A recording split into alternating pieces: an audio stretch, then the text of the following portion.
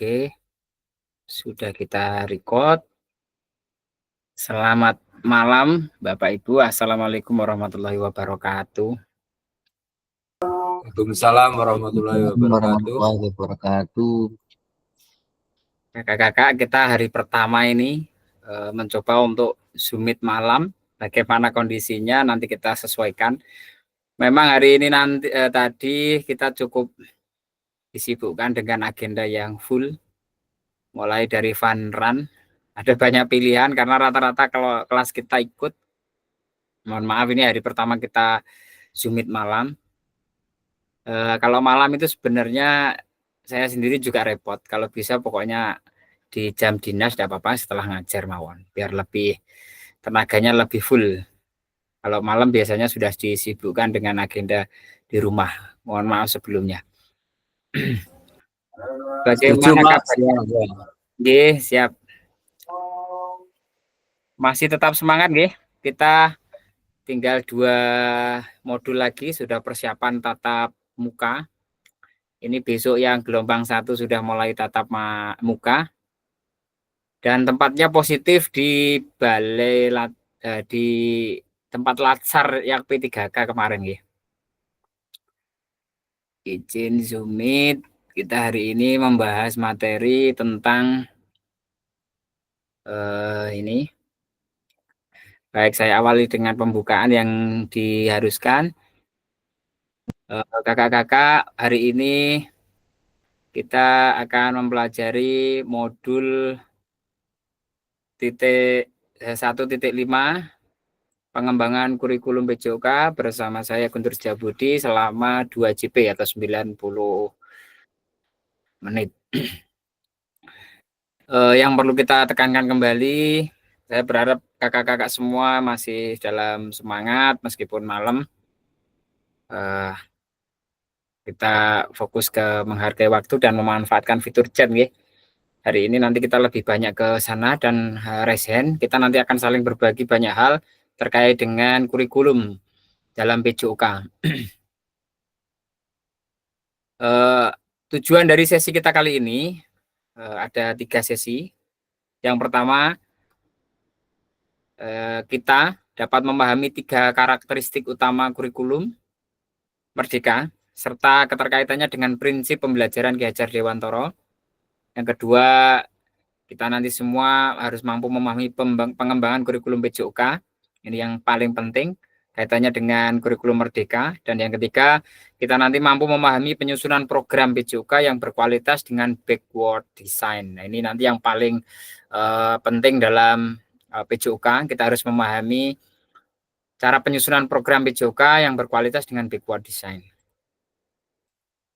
Agenda kita di sesi kali ini, backward design, pengembangan kurikulum PJOK, dan pemikiran Ki Hajar Dewantoro dan kurikulum Merdeka. Di aktivitas yang pertama, backward design dalam pengembangan PJOK. Sebelum ke sana, mungkin kita sedikit sharing sambil menguatkan pemahaman kita terkait dengan kurikulum. Mungkin kakak-kakak sudah paham, atau saya pengen panjenengan bisa memberikan sharing terkait kurikulum itu sebenarnya apa sih? Monggo salah satu bisa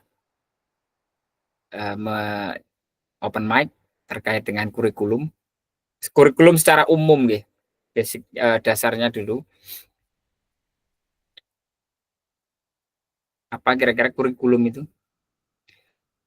Kakak-kakak sudah membaca apa dereng di LMS-nya sebagai bahan penambah pengetahuan. Kalau belum ya bisa dibaca-baca. Kalau sudah mungkin sudah memahami. Saya yakin kakak-kakak yang senior pasti sudah paham tentang kurikulum. Monggo Kak Gus. Kurikulum ini kan apa menurut? Mencoba menjawab. Ya, Siap, Pak. mencoba menjawab Pak Guntur. Iya, siap. Kurikulum adalah sebuah program rancangan yang akan dilaksanakan utamanya untuk pendidikan dalam masa kurun waktu tertentu. Iya, Jadi siap. rancangan program yang punya target yang akan dilakukan dalam jangka waktu tertentu gitu. Sementara itu dulu jawabannya, Pak Guntur. Siap. Makasih. Terima kasih Kak Agus. Kasih aplaus dulu. Selain Kak Agus mungkin ada yang mau menambahkan? Yes. Kurikulum. Sehingga kita tuh sebenarnya karena ini mumpung masih kurikulum baru, kurikulum Merdeka, saya anggap masih baru, tetapi sudah mengalami banyak perubahan. Nah, kita yang penting paham tentang acuannya dulu. Walaupun secara umum kita sudah paham, tapi nanti kaitannya dengan PJOK kita harus mampu menyusun kurikulum PJOK itu seperti apa. Gitu. Baik, terima kasih Kak Agus. Yang disampaikan adalah intinya panduan ya, panduan atau kerangka yang memiliki tujuan besar dalam sebuah pendidikan. Pokoknya seperti yang disampaikan Kak Agus sudah tepat. Saya yakin kakak-kakak ini kurun waktu tertentu untuk kurikulum yang tepat. Makanya kita sering mengalami pergantian kurikulum. Saya rasa memang betul. Ada KTSP, ada kurikulum 13 dan seterusnya. Kenapa itu berubah-ubah? Ya memang mengikuti perkembangan zaman. Ada kurun waktunya yang kadang-kadang harus disempurnakan. Tambahnya. Terima kasih Kak Agus. Jadi saya berharap kakak-kakak semua, terutama yang masih saya juga merasa masih perlu belajar dengan yang senior-senior, karena mau tidak mau panjenengan yang sudah senior memiliki banyak sekali pengetahuan yang setidaknya kami perlu menimba ilmu kali panjenengan yang sudah senior.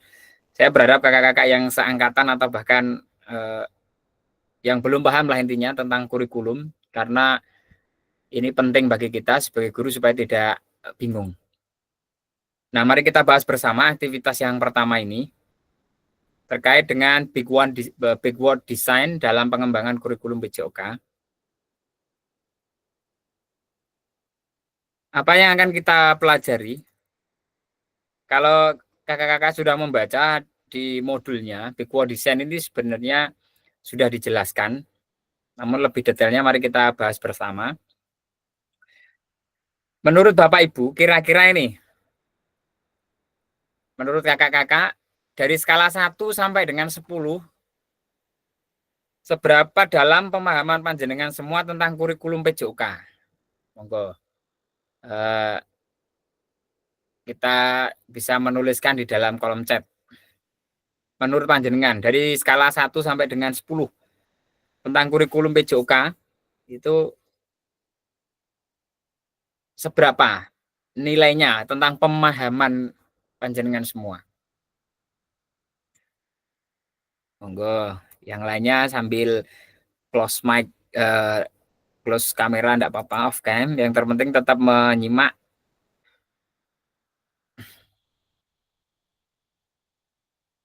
Nggih, Kak itu enggak apa-apa. Karena ini malam jadi saya harus segera memulai terlebih dahulu supaya tidak terlalu malam nanti. Kasihan yang kakak-kakak yang punya anak kecil. Monggo bisa ditulis di dalam kolom chat terkait dengan pemahaman kita terhadap kurikulum PJOK dari skala 1 sampai 10. Kira-kira panjenengan di angka berapa? Ini bisa berbeda-beda nggih. Jadi kakak yang satu dengan yang lainnya bisa pemahamannya bisa berbeda-beda.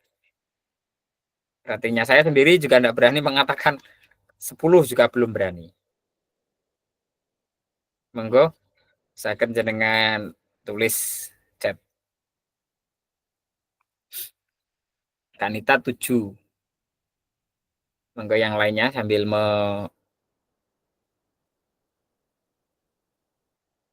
menuliskan chatnya.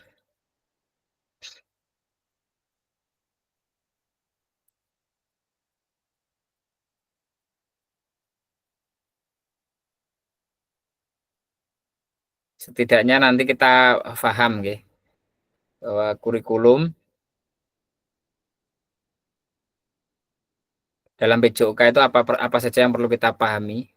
Setidaknya punya pengertian terlebih dahulu. Menurut panjenengan.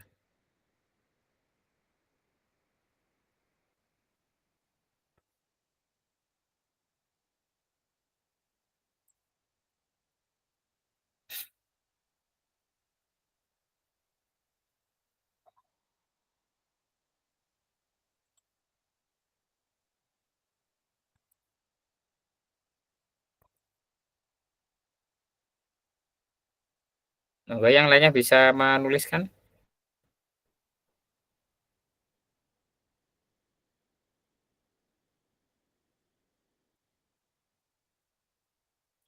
Kak Lulu juga 7.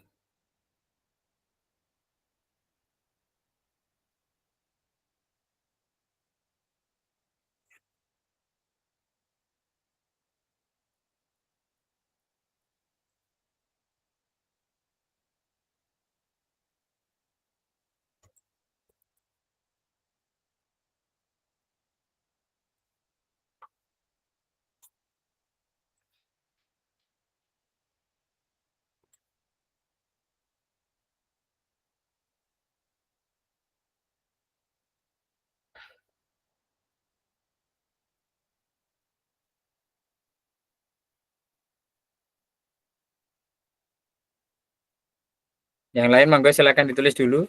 Berapapun nilainya itu adalah gambaran dari pemahaman panjenengan semua terkait dengan kurikulum PJOK.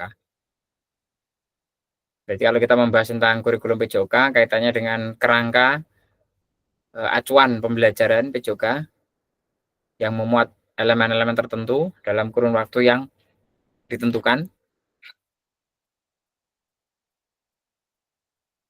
Hanya 2 yang menuliskan. Kak Tova juga 7.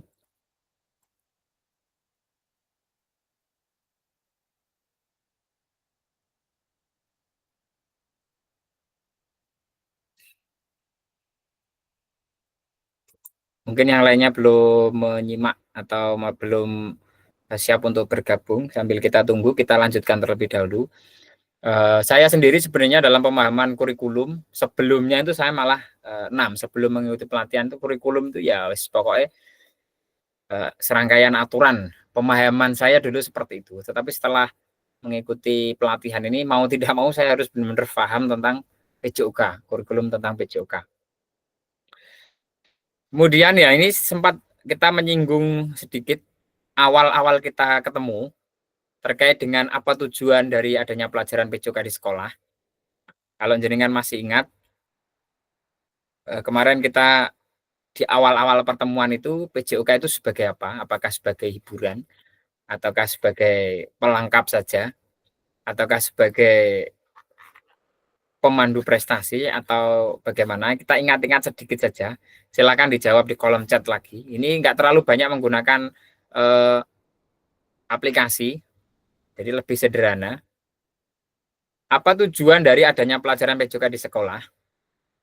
Setelah panjenengan mengikuti modul 1 sampai dengan titik 1.1 sampai dengan 1.4. Sekarang kita sudah masuk ke 1.5. Kira-kira apa tujuan utamanya? Bahkan kita sering membahas ini, kemarin sering disinggung terkait dengan tujuan pembelajaran di sekolah. Monggo diperdalam lagi, apakah masih sama atau mungkin ada tambahan terkait dengan tujuan pembelajaran PJOK di sekolah. Monggo ditulis di dalam kolom chat.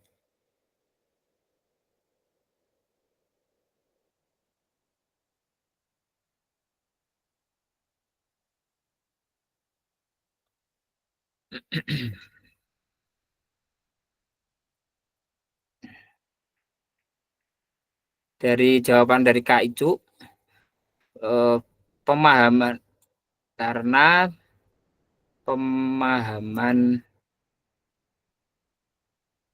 pemahaman selama ini seringkali fokus tertuju pada kurikulum akademis.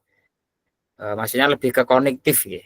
Sebab PJOK fokus pada kebugaran dan gerakan. Oke, mengembangkan anak secara keseluruhan melalui kegiatan jasmani, bukan hanya mengembangkan fisik saja, melainkan juga mengembangkan mental, sosial, intelektual secara keseluruhan. Oke. PJOK bertujuan untuk mencetak individu yang sehat secara fisik dan mental serta memiliki keterampilan hidup yang baik. Baik. Yang lainnya monggo silakan dituliskan dulu.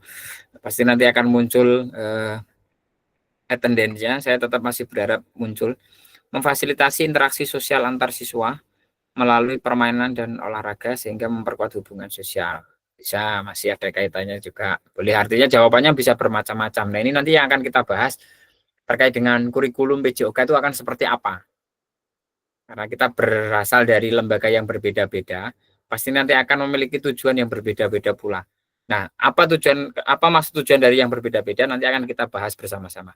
Dari Kak Teguh memberikan kesempatan kepada anak untuk mempelajari berbagai kegiatan yang membina sekaligus mengembangkan potensi anak baik dalam aspek fisik, mental, sosial, emosional, dan moral. Baik, masih terkait dengan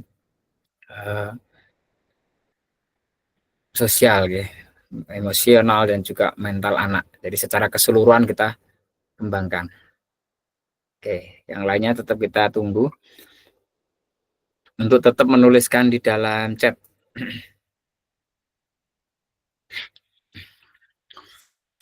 Kemarin sudah sempat kita bahas bersama bahwa tujuan pembelajaran PJOK di sekolah itu adalah memfasilitasi kemampuan atau perkembangan siswa baik secara sosial maupun secara emosional dan juga fisiknya untuk bergerak sepanjang hayat.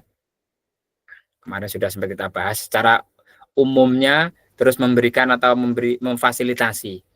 Tadi yang dijawab oleh kakak-kakak semuanya saya sudah setuju, dan saya kira sama tujuannya, tergantung dari karakteristiknya lembaga masing-masing. Tetapi secara keseluruhan sudah sesuai.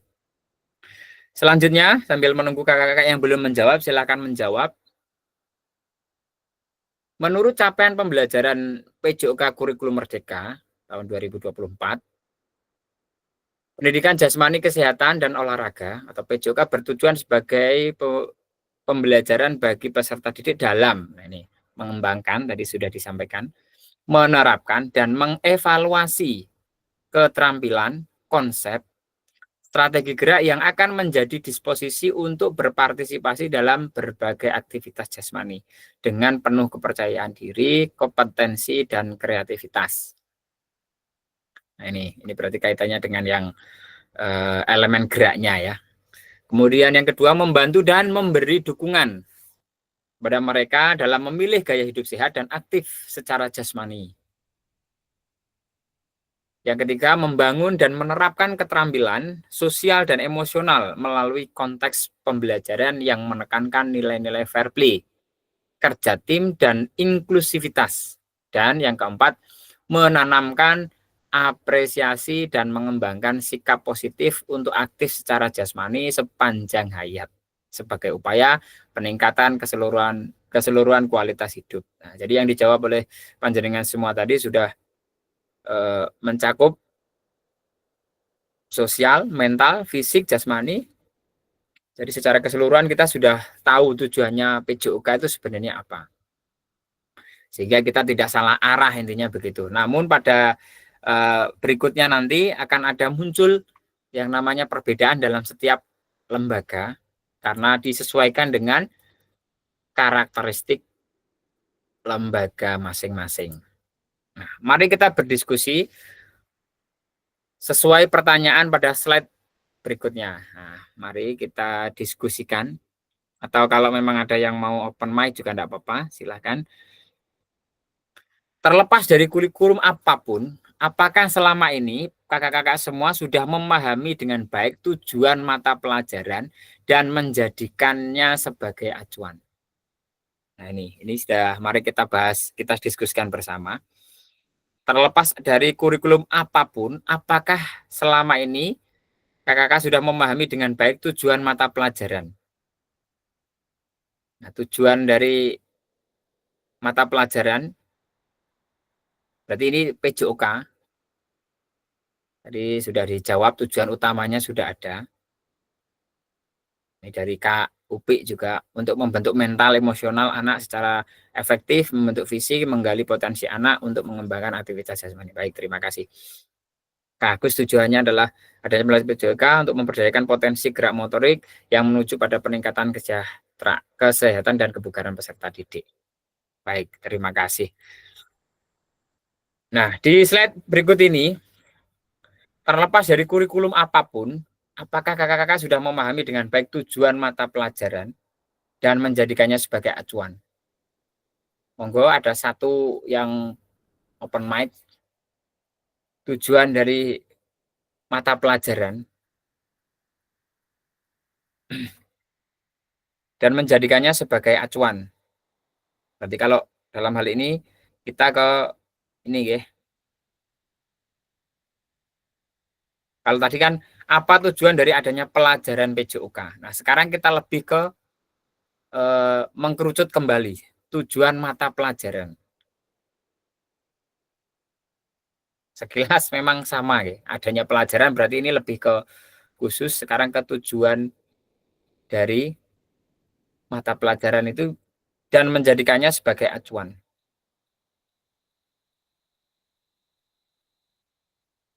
Adakah yang ingin menjawab atau resen? Oh, oke Pak, Kak Oh, berusaha memberikan siap. pengalaman. Nggih, Nggih. siap.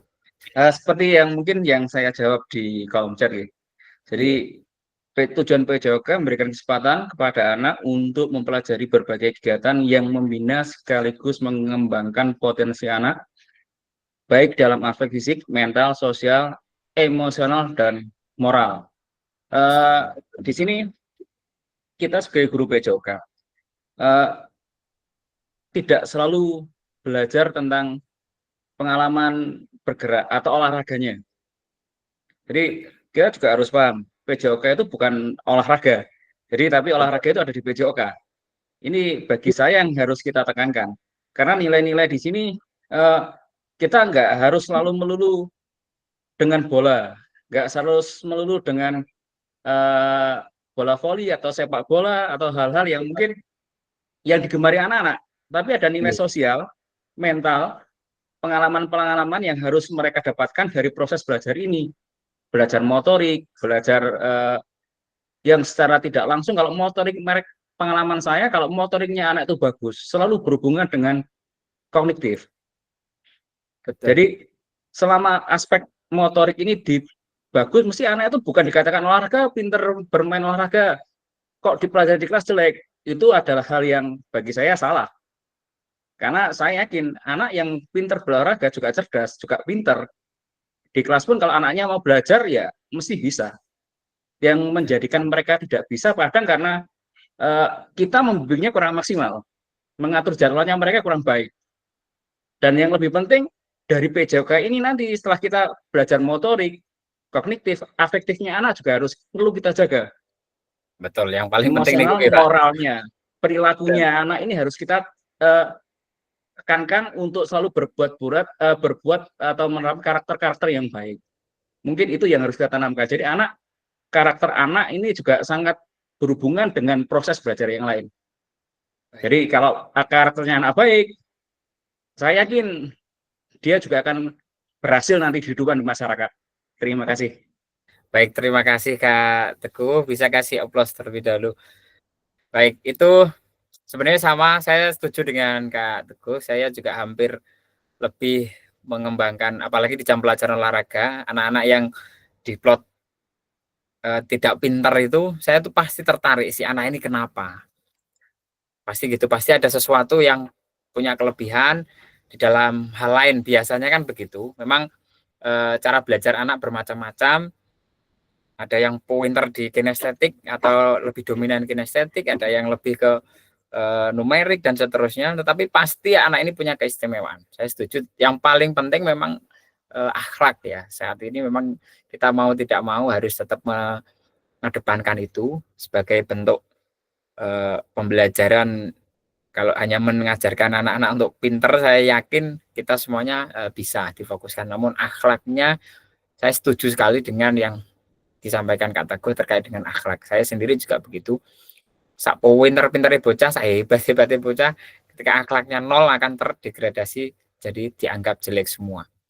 Nah, memang betul. Jadi sehingga kita jadi punya acuan dalam pembelajaran PJOK, tidak melulu pada kaitannya dengan gerak saja, dengan aktivitas yang berhubungan dengan bola atau pokoknya kegiatan olahraga, namun lebih pada ke pendampingan perkembangan motorik serta akhlaknya anak juga lebih penting. Saya kira itu. Mungkin ada yang mau menambahkan kembali. Terima kasih Kak Teguh sharingnya. Saya selalu berharap ada masukan-masukan karena mau tidak mau saya juga harus banyak belajar sehingga kami nanti bisa menerapkan di masa yang akan datang selama kami masih mengabdikan diri. Monggo yang lain mungkin bisa menambahkan terkait dengan memahami tujuan Coba mata pelajaran. menambahkan Pak Guntur. Siap Kak Agus, monggo dengan senang hati.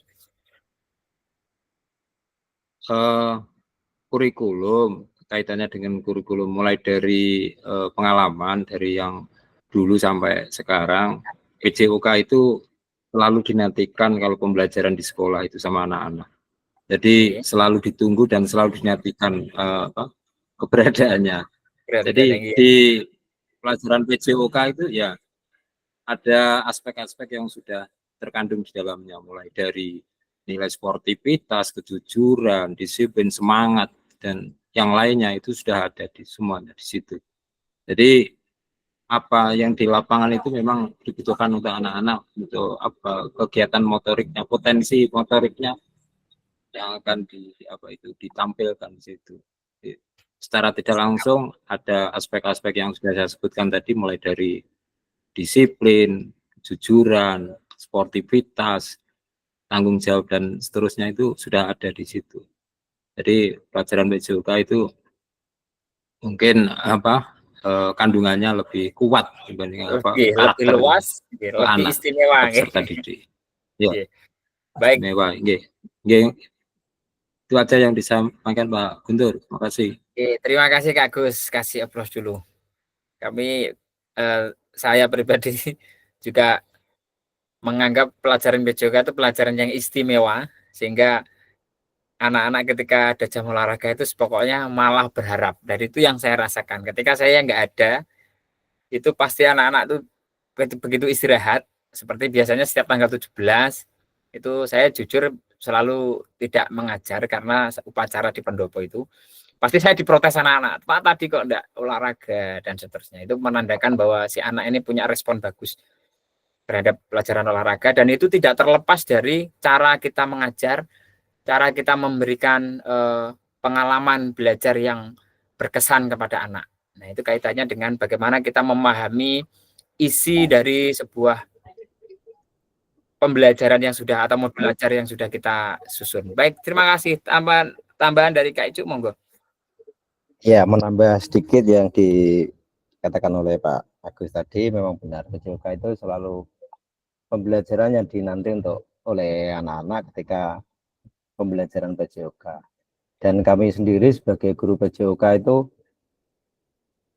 tidak seperti guru-guru yang lain. Kita butuh pendekatan, terus pembuatan metode-metode pembelajaran yang aktif, yang inovatif, itu kebanyakan adalah di guru PJOK. Karena apa? Karena agar siswa yang kita ajar itu tidak merasa jenuh dan perlu melakukan evaluasi setiap kegiatan pembelajaran PJOK itu, apa saja yang perlu kita lakukan, apa saja yang perlu kita buat inovasi atau modifikasi agar anak itu tidak jenuh dan selalu mengevaluasi secara berkala agar dapat melihat kemajuan dan kekurangan sistem pengajaran yang kita lakukan dan kemauan anak-anak untuk mengikuti pembelajaran PJOK. Mungkin nambah seperti itu. Oke, siap. Terima kasih Kak Icuk, kasih aplaus dulu. Memang betul, ini sebenarnya adalah kesempatan kita untuk memberikan warna tersendiri terhadap pelajaran olahraga. Tetapi ketika kita tidak memanfaatkan hal tersebut, maka akan terjadi atau muncul yang namanya sentimen terhadap pelajaran olahraga. Kenapa demikian? Karena di SD ini terutama, ngapunten untuk yang di SMP atau SMK jika berbeda. Di SD itu terus terang jam 9 kami sudah selesai, saya terutama. Kalau kelas atas sampai setengah 10, karena saya tambahi untuk teorinya, sehingga setelah itu sudah tidak ada. Sehingga setelah itu loss. Nah, ini kesempatan bagi kita untuk memanfaatkan itu. Makanya sebaik mungkin, karena seminggu sekali mungkin, kalau saya seminggu sekali ketemu kelas 1, seminggu sekali ketemu kelas 2 sampai dengan kelas 6 itu hanya seminggu sekali. Sehingga ketika saya tidak datang itu rasanya anak-anak ada sedikit terlewatkan gitu pembelajaran PJOK yang harusnya kemarin materinya ini. Saya terus terang materinya sesuai dengan yang sesuai dengan fasenya, sehingga nanti anak-anak tidak merasa jenuh. Kemarin sudah minggu 1-2 materinya ini, minggu berikutnya akan ganti lagi, dan itu harus terstruktur dengan bagus sehingga ada target di setiap materi. Seperti voli, bola besar kan ada di semester 1 ada sepak bola. Kemudian itu saya praktekkan dengan sesungguhnya. Suka tidak suka anak-anak harus mengalami itu, nilai-nilai apa yang kita ambil dari pelajaran sepak bola. Terus yang kedua bola besar voli, sama juga apa yang harus kita pelajari dari voli, apa yang manfaatnya voli dalam kehidupan sehari-hari, apa manfaat sepak bola dalam kehidupan sehari-hari. Kemudian yang ketiga bola kasti, apa manfaatnya, apa yang bisa kita terapkan dalam kehidupan sehari-hari. Ini juga saya sampaikan sehingga mereka tidak hanya sekedar teori saja, praktek pun harus kita pertegas apa manfaatnya dalam kehidupan sehari-hari. Ini dalam kaitannya dengan pembelajaran bermakna di kurikulum merdeka. Nah, ini juga penting kita tekankan. Kenapa kita lebih banyak prakteknya, sehingga mau tidak mau anak-anak akan punya pengalaman tersendiri terhadap pelajaran PJOK. Nah, harapan kita semua anak-anak itu selalu pokoknya tidak mau melewatkan pelajaran olahraga. Ini PTS saja sudah geremeng olahraga dan seterusnya. Ini menandakan bahwa olahraga adalah kesempatan untuk kita bisa merubah karakter anak atau memperbaiki kejenuhan anak terkait dengan pelajaran. Dari situ kita bisa manfaatkan sebaik-baiknya. Baik, bisa kita lanjutkan untuk slide berikutnya. Terima kasih yang sudah open mic. Nah, ini dalam konteks kurikulum merdeka, apakah tujuan-tujuan ini bisa dicapai? Yang belum open mic, monggo untuk mencoba open mic. Saya tidak melarang dalam mencari diri berbagai sumber, saya membebaskan itu karena itu bagian dari teknologi. Misal kalau sekarang itu lebih trendingnya pakai ChatGPT atau Gemini AI, itu juga enak. Itu juga bagian dari referensi, monggo bisa dicari, enggak apa-apa. Sekarang teknologi semakin canggih, kalau kita tidak memanfaatkan ya apa tidak kalau dalam pembelajaran.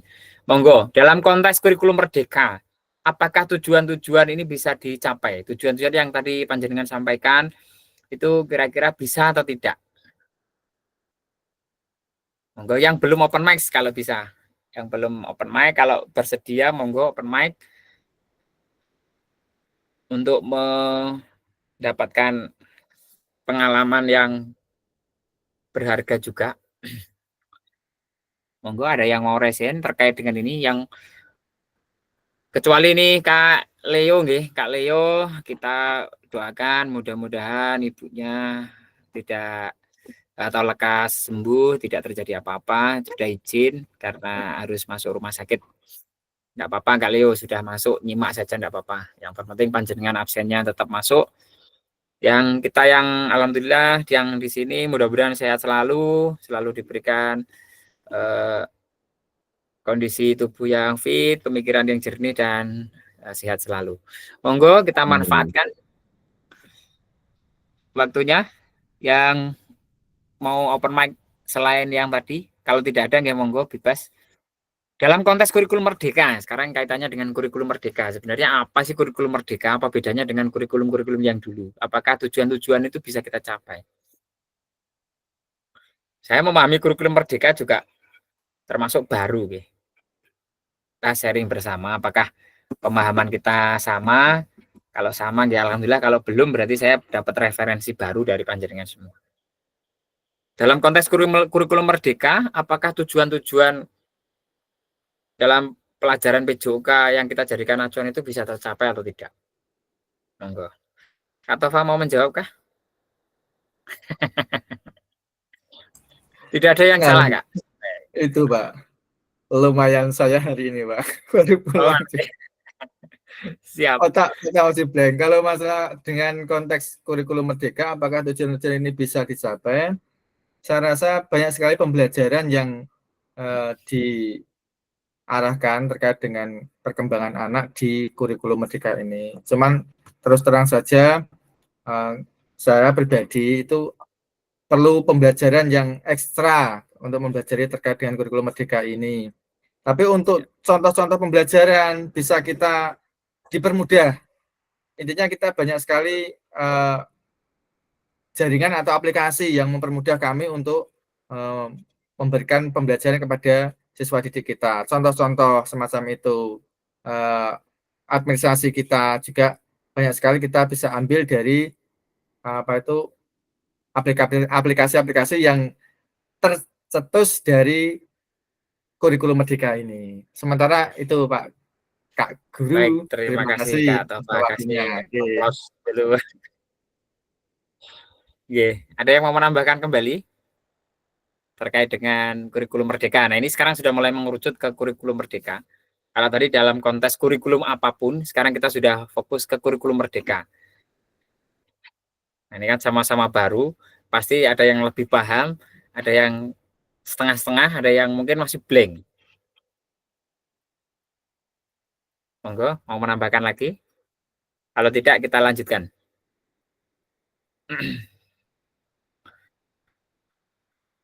Kalau saya pribadi, dalam konteks kurikulum Merdeka, apakah tujuan-tujuan ini bisa dicapai? Saya sangat yakin bisa. Kenapa? Kurikulum Merdeka ini memberikan kepada kita keleluasaan untuk memberikan materi kepada anak terkait dengan pelajaran atau tujuan pembelajaran dari PJOK itu sendiri dengan memperhatikan karakteristik anak. Ini kan kita singgung terlebih dahulu karakteristik, kemarin sudah sempat kita bahas. Artinya apapun yang kita lakukan itu selama konteksnya arahnya menuju ke CP dalam kurikulum Merdeka itu kan per fasenya sudah ada. Nah, itu dengan caranya bagaimana itu diserahkan kepada kita. Pokoknya arahnya menuju ke sini. Bahkan anak yang memiliki keterbatasan pun bisa kita modifikasi pembelajarannya. Nah, artinya yang menjadi dalangnya itu adalah kita sendiri. Artinya setiap lembaga itu memiliki cara yang berbeda-beda, cara menyampaikannya berbeda-beda, tingkat ketuntasannya pun menurut saya juga berbeda-beda. Tergantung dari karakteristik lembaganya masing-masing, sehingga nanti ke berikutnya ini arahnya menuju ke KSP atau Kurikulum Satuan Pendidikan. Nah, inilah yang akan diterjemahkan oleh lembaga untuk menjalankan kurikulum Merdeka. Nah, ini kaitannya dengan capaian-capaian tujuan yang ada di kurikulum Merdeka. Saya yakin kita malah justru diberi keleluasaan untuk memberikan pembelajaran yang berpusat pada peserta didik sesuai dengan karakteristik lembaga kita. Anak-anak didik kita itu tentu pasti bermacam-macam. Setiap lembaga tidak mungkin sama. Sudah pasti itu. Yang ada di kota pasti berbeda dengan yang ada di desa. Bahkan di kota dengan di kota pun berbeda. Nah, ini artinya dalam pembelajaran apakah tujuan-tujuan yang kita maksudkan bisa dicapai? Saya yakin bisa. Tergantung kitanya sendiri bagaimana. Ketika kita sudah memiliki banyak referensi dalam kaitannya kurikulum Merdeka, kita sudah paham betul pembelajaran dan asesmennya, kita pasti dengan sangat mudah menerapkan kurikulum Merdeka. Apakah kakak-kakak sudah menerima ini panduan pembelajaran terkait dengan kurikulum Merdeka, asesmen pembelajaran dan asesmen? Ini panduannya mulai dari PAUD sampai dengan SMA, SMK. Nah, ini kalau belum nanti akan saya share di grup. Saya sudah membaca-baca. Bahkan kemarin saya menerapkan di PTS itu, saya sedikit agak, ya mungkin Bapak pengawas kami dan Bu Kepala Sekolah kami mungkin berbeda pendapat. Bahwa kita itu diberi keleluasaan terkait dengan penilaian formatif dan juga sumatif. Nah, ini makanya di kegiatan KKG itu ketika memberikan soal yang sama itu sudah pasti salah. Nah, pasti salah. Kenapa? Ya karena itu tadi pasti akan sama semua. Tetapi apa yang benar yang harus dilakukan oleh KKG ataupun MGMP kalau ada misalnya ada sumatif akhir semester kah atau sumatif tengah semester, itu harus memberikan bank soal. Di mana kita sendiri sebagai guru PJOK harus menyesuaikan dengan apa yang sudah kita sampaikan ke anak-anak, apa yang sudah tercapai dan apa yang belum. Yang sudah tercapai bahkan tidak perlu disumatifkan. Nah, ini aturannya ada. di pembelajaran dan asesmen kurikulum Merdeka dari BSKP. Nanti saya share kalau kakak-kakak belum punya. Kemarin saya membaca, terus terang membaca, dan memang ada untungnya, sangat bermanfaat sekali. Kita sebagai guru PJOK itu membaca aturan terutama tentang mata pelajaran yang kita ampu. Itu sangat penting, sehingga kita punya dasar. Bahkan saya juga membaca Permendikbudristek terkait dengan CP per elemen. Nah, itu ada, nanti juga akan saya sharekan bahwa cara menyusunnya modul ajar panduannya itu seperti ini. Jadi kita sangat mudah, tinggal copy paste dari CP-nya. Kemudian TP-nya sudah langsung muncul. Itu akan lebih mudah. Nah, harapannya adalah saya bisa berbagi, kalau saya ketika membaca itu salah memahami, bisa dikoreksi. Saya tidak mengklaim benar, tapi saya sedikit paham dengan membaca itu. Baik, berikutnya memahami tujuan umum itu penting sebagai acuan untuk memahami muara akhir dari pembelajaran. Untuk mencapai tujuan umum, pemerintah sudah menurunkannya ke dalam CP dan mempersilahkan guru atau satuan pendidikan untuk menurunkannya lagi ke TP. Nah, ini yang tadi saya sampaikan, yang tidak boleh dirubah itu adalah CP, capaian pembelajaran. Nah, koreksi kalau saya salah, yang saya dapatkan kemarin, memang ini CP ini sudah ada aturannya, di peraturannya sudah ada per fase bahkan.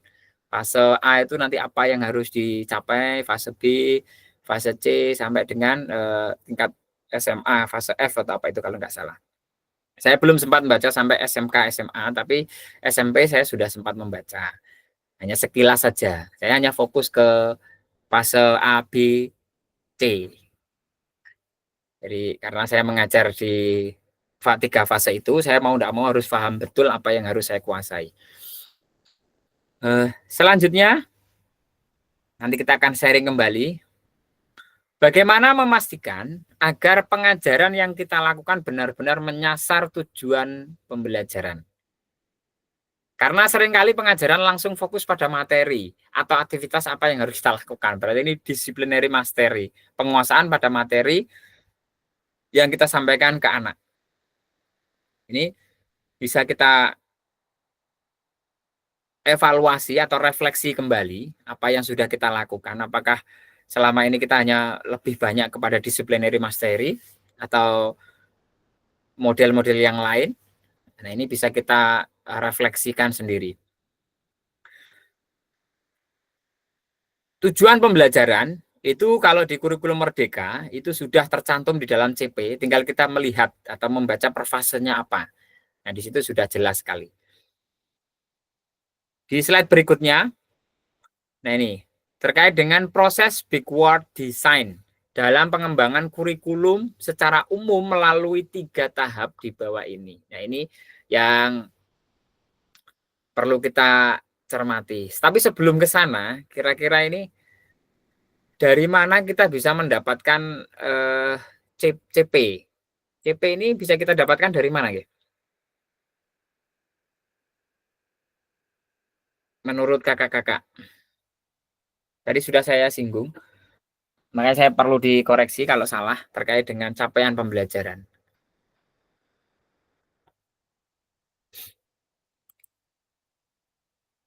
Setelah pertemuan ini nanti akan saya share, kalau panjenengan belum dapat kirimannya. Kemarin saya diberi oleh teman untuk dipelajari. Untuk apa? Ya, menambah pengetahuan kita terkait dengan pelajaran olahraga secara detail berdasarkan peraturan. Nah, ini yang sekarang kita bahas, mari kita pahami bersama. Proses backward design dalam pengembangan kurikulum secara umum melalui 3 tahap di bawah ini. Ini kaitannya nanti dengan penyusunan modul ajar.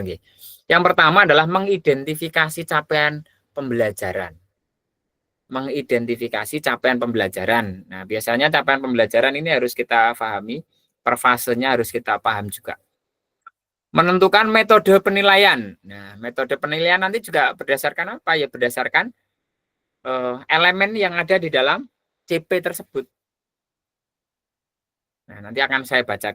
Saya nanti insya Allah akan share screen. Ini sudah supaya kita sedikit bisa membuka terkait dengan mengidentifikasi capaian pembelajaran, kemudian menentukan metode penilaian, kemudian merencanakan pengalaman belajar dan strategi pembelajaran. Ini juga perlu kita pahami. Nanti yang paling khusus di poin 3 ini akan kita kupas di 1.6. Ada strategi pembelajaran, model-model pembelajaran, nanti akan kita perdalam di sini. Apa bedanya? Selama ini kita tuh mempraktekkan apa saja, itu ada di dalam 1.6. Nah, selanjutnya, backward design merupakan proses sistematis. Nah, ini maksud dari backward design itu apa? Merupakan proses sistematis yang memastikan kesesuaian kurikulum dengan capaian pembelajaran yang diinginkan. Backward design juga pada akhirnya membantu guru menyelaraskan antara tujuan, langkah, pembelajaran, dan penilaiannya. Nah, ini bedanya jauh banget dengan kurikulum 2013 terkait dengan penyusunan modul ajar. Yang perlu kita pahami di sini sebenarnya, backward design ini ada di penjelasannya, ada di modul kalau kakak-kakak sudah membuka. Nanti kalau masih penasaran juga bisa dibuka terkait penjelasannya, kemudian tokohnya siapa yang menggunakan, ini ada semua. Saya juga sekarang dalam membuat modul ajar selalu mengikuti ini. Kenapa ya? Saya mencoba pertama kali setelah diberi dan dijelaskan itu langsung ya alhamdulillah nyantol. Sehingga saya menggunakannya untuk aksi nyata. Dan di ACC hanya mungkin butuh tambahan sedikit. Untuk pertama kali, alhamdulillah lancar. Kenapa? Memang ya tergantung kita, yang penting kita paham. Nanti akan saya coba buka sedikit terkait dengan backward design-nya, untuk menyusunnya seperti apa. Nah, yang selanjutnya, di modul aktivitas yang kedua. Jadi, untuk aktivitas yang pertama ini, terkait dengan backward design, adakah yang perlu ditanyakan atau perlu ditambahkan? Kemudian tentang tujuan pembelajaran, capaian pembelajaran, nah nanti akan kita pelajari bersama. Adakah yang ingin menambahkan? Jadi pesan kuncinya terkait dengan backward design adalah proses sistematis. Jadi prosesnya, jadi dalam menyusun sebuah pembelajaran nanti akan harus jelas. Saya itu pernah terkait dengan kurikulum Merdeka ini, CP itu ibarat tujuan kita dalam sebuah pembelajaran. Misal kita dari Bojonegoro mau ke Surabaya. Nah, CP kita itu ya Surabaya itu. Capaiannya kita sampai ke sana. Namun di tengah-tengah perjalanan, ketika misal kita membawa anak-anak studi wisata atau studi tour gitu ke Surabaya misalnya, ini hanya analogi saja sedikit tentang CP. Dari Bojonegoro berangkat satu bis dengan berbagai anak, tujuan akhirnya adalah di Surabaya. Nah, itu CP-nya yaitu tujuan atau capaiannya nanti harus sampai ke sana. Namun di tengah perjalanan, anak-anak ini ada yang ketawa-ketawa, ada yang seneng nyanyi-nyanyi, ada yang perutnya mules, ada yang kebelet pipis, ada yang muntah, dan seterusnya. Nah, itu adalah bagian dari tahap-tahap yang merupakan turunannya dari CP. Apa? Ya TP. Tujuan pembelajarannya. Kita tidak boleh pokoknya berangkat bareng kudu sampai Surabaya, gak peduli si anak ini ada yang mabuk atau apa, enggak pedulikan, enggak bisa begitu. Jadi tujuan pembelajarannya kita harus melihat. Kalau misal nanti ada yang mau pipis, ternyata baru sampai Lamongan sudah ada yang pengen pipis, ya kita mampir dulu ke rest area yang ada di Lamongan. Kita berhenti dulu, walaupun yang lain tidak pipis. Terus kemudian kita berangkat lagi sampai di tengah atau di Gresik misalnya ada yang mutah. Kita berhenti dulu, kita harus memfasilitasi anak ini untuk kondisinya bagus kembali. Nah, itu bagian dari TP. Tujuan pembelajarannya, kita tidak boleh menggebiah-uyah, tidak boleh. Kita harus melihat kondisi anak kita. Nah, jadi gambarannya umum seperti itu. Bagus sekali.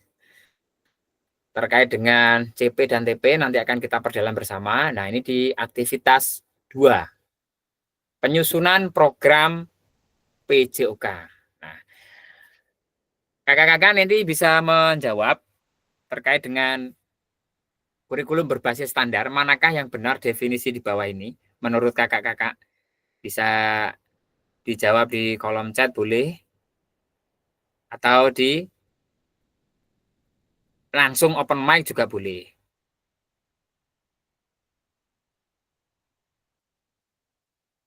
Manakah yang benar definisi di bawah ini? Kurikulum merupakan seperangkat aktivitas untuk menguasai keterampilan.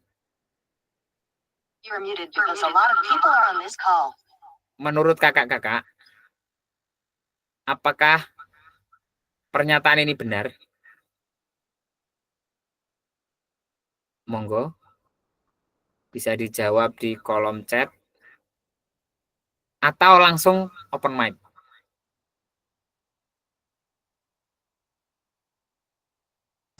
Mau diulang Kak Guntur pertanyaannya.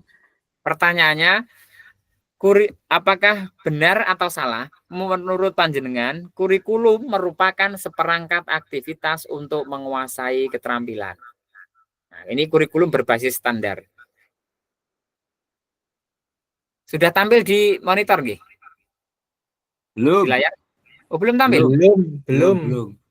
Oh, belum, sekedap.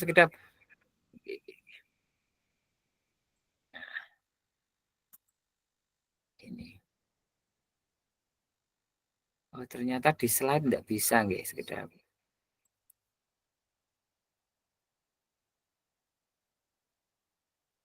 Munculkah?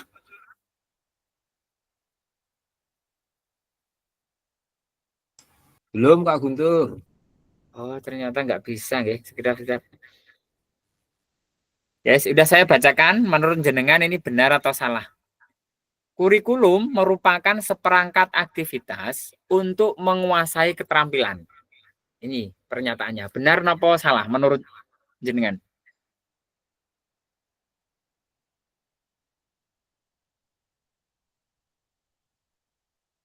Kurikulum merupakan seperangkat aktivitas untuk menguasai keterampilan.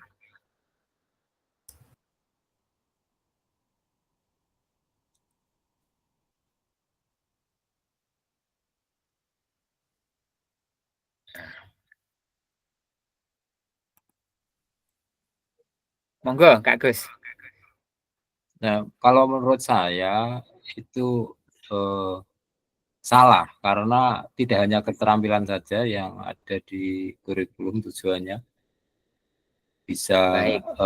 Ya bisa Bisa hal kognitif, lain gitu yang perlu dimasukkan. psikologis ya dan lain. Iya, Betul. yang jelas salah gitu menurut saya. Oke. Terima kasih. Siap, terima kasih Kak Gus. Pernyataan yang kedua,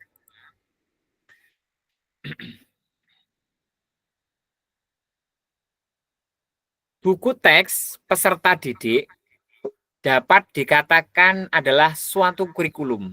Pernyataan ini apakah benar atau salah? Buku teks peserta didik dapat dikatakan suatu kurikulum. Benar atau salah?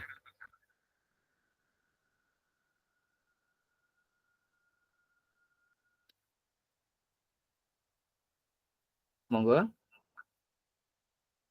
Makanya ini kita sambil belajar pemahaman kita tentang kurikulum. Tadi Kak Agus sudah menyampaikan jawabannya adalah tidak benar.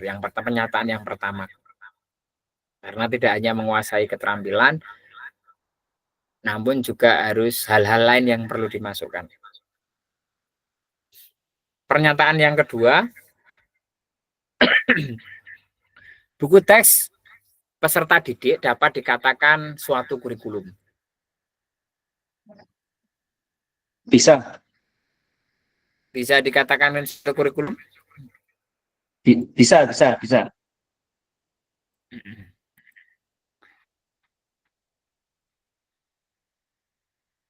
Oke. Pernyataan yang ketiga nanti kita akan bahas bersama. Apa sih sebenarnya pernyataan ini yang benar, yang mana saja? Yang ketiga, ini ada 3 pernyataan. Kurikulum adalah suatu standar untuk mengetahui apa yang peserta didik harus pelajari, meliputi keterampilan, pengetahuan, dan sikap. Benar atau salah pernyataan yang ketiga ini?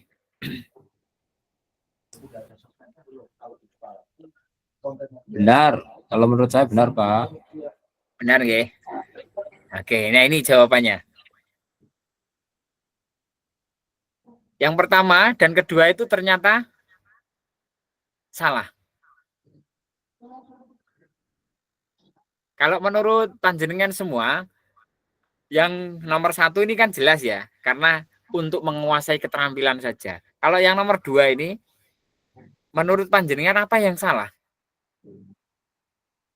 Buku teks peserta didik dapat dikatakan suatu kurikulum. Kira-kira tidak tepatnya di mana, nggih? Kalau dikatakan kurikulum, sebenarnya gini, kurikulum itu kan perangkat yang mengatur bagaimana proses belajar yang sebagai pedoman belajar. Kalau dalam buku teks itu ada pedomannya, harusnya juga betul. Nggih. Kalau ada sebagai pedoman untuk aktivitas belajar mengajar kita loh. Karena kurikulum kan perangkat untuk pedoman kita untuk rencana pembelajaran kita. Karena kalau buku teks pembelajaran ada pedomannya ya bisa dikatakan bagian dari kurikulum. Nggih.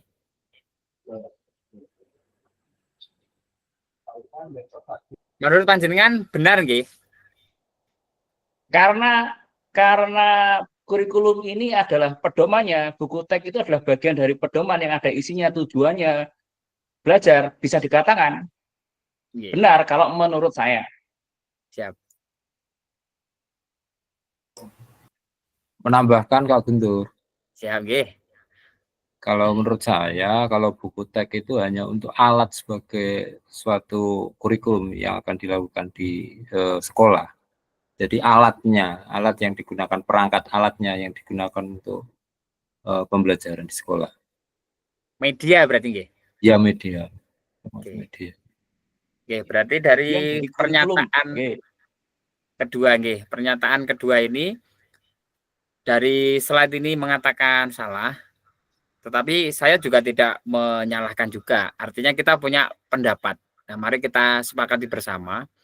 Kalau dalam kurikulum itu adalah tadi sudah kita sampaikan suatu kerangka pembelajaran untuk mencapai tujuan yang sudah ditentukan dalam jangka waktu tertentu yang sudah meliputi ABCD itu. Kemudian di sini dinyatakan buku teks peserta didik dapat dikatakan adalah sebuah kurikulum. Nah, saya mau menangkapnya, kalau buku teks siswa, saya sependapat tidak sebagai kurikulum, tetapi media pembelajarannya.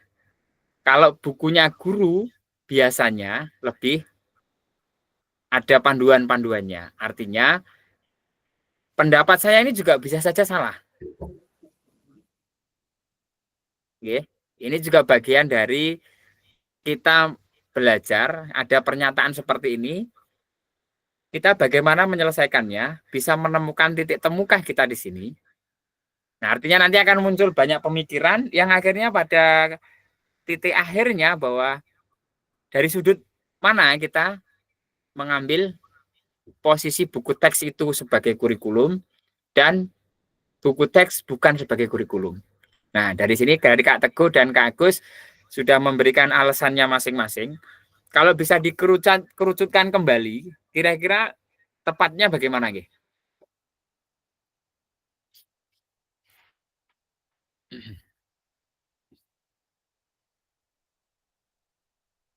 Monggo, yang setelah kita baca kembali, kita pahami kembali, bisa menemukan jawaban dan itu kesepakatan yang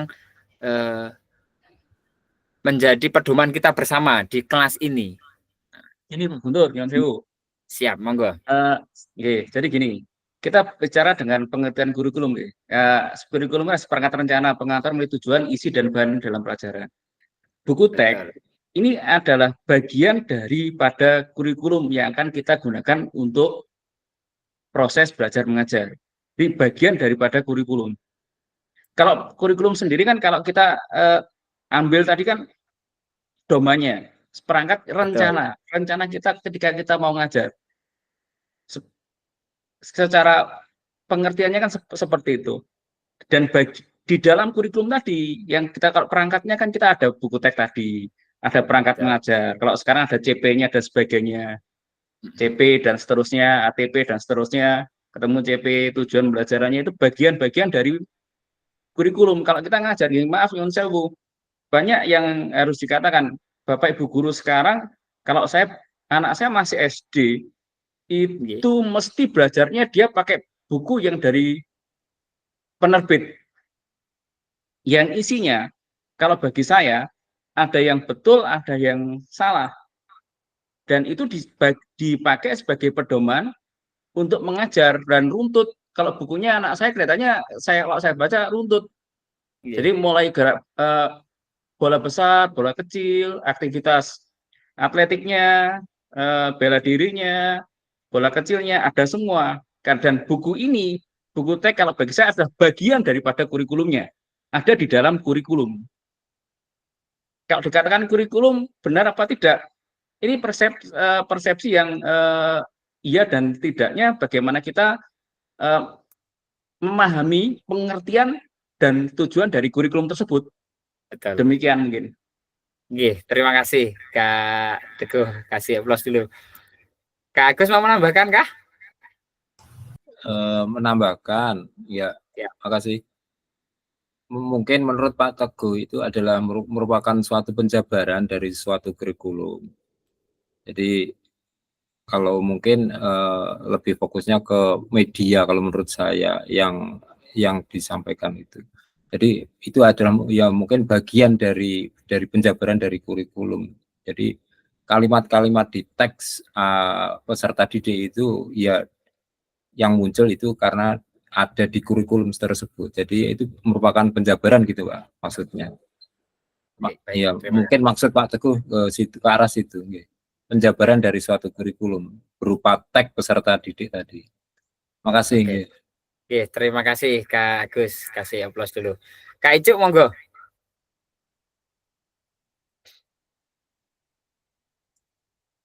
Kak Icuk monggo bisa ditambahkan.